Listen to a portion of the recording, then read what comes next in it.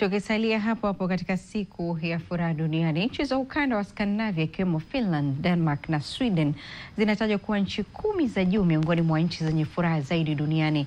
Nini siri ya furaha katika mataifa hayo? Kutoka Oslo, Norway, tunajiunga na Jackson Mwanuzi. Jackson, pengine tueleze kwa ufupi hali ilivyo ya furaha katika nchi hizo.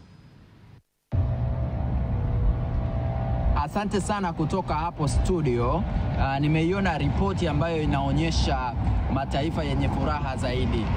Na utaona mataifa ya Skandinavia hapa barani Ulaya, mfano Finland inaongoza, Norway, mataifa mengine kama Denmark na mengine hapo. Sababu kubwa ambazo mimi nikizungumza nao hawa watu nimeishi na kuona, lakini mengine naojiana nao na wasikia, wao wanasema sababu kubwa ni chache, lakini muhimu ni hizi hapa. Ni kwamba hawa wana mifumo imara ya kijamii. Wao wanaita strong society system, kwa maana ya kwamba wana huduma bure kabisa. Huduma za elimu, huduma za afya ni za bure na uhakika. Na rafiki yangu mmoja, yeye ni binti tu, ana miaka 23, lakini ananiambia mwaka huu anamaliza masters mwezi wa 4. Ananiambia akija kufikisha miaka 28 anataka kuwa na PhD yake, na inawezekana. Nimemuuliza kwa nini, anasema mimi ninachotakiwa kulipa ni nauli tu ya kwenda shuleni, vile vitu vingine vyote tangu naanza shule mimi ni bure kabisa.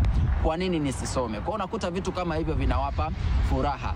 Mjamzito akijifungua anapewa mwaka mzima wa kupumzika kumlea mtoto. Hata baba anapewa muda fulani wa kumsaidia. Hata huduma nyingine wanapewa za kumhudumia bure kabisa. Haya ni mambo ambayo yanawapa furaha pia. Huduma zinakuwepo za uhakika. Lakini sababu nyingine ya pili ambayo wao wanahitaji ni kiwango kikubwa cha uaminifu, yani trust in the society.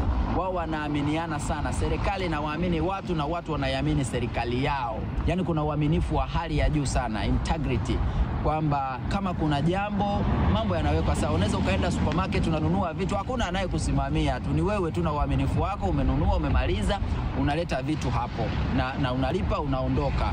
Na ripoti zinaonyesha huku ni rahisi ukipoteza kitu chako kama wallet, simu, kadi za benki, ni rahisi kuvipata kuliko baadhi ya mataifa mengine. Kwa hivyo ndo maana unaona watu wanakuwa na furaha kiasi hicho. Sababu nyingine ni usawa wa kiuchumi. Mataifa ya hapa barani Ulaya, hasa mataifa ya Scandinavia ama Nordic countries, mataifa mengi haya kuna usawa wa kiuchumi. Hakuna gepu kubwa tunasema kati ya tajiri na maskini. Na asante Jackson Mwanuzi, japo inaelezwa kuwa miongoni mwa watu wake pia wakiongoza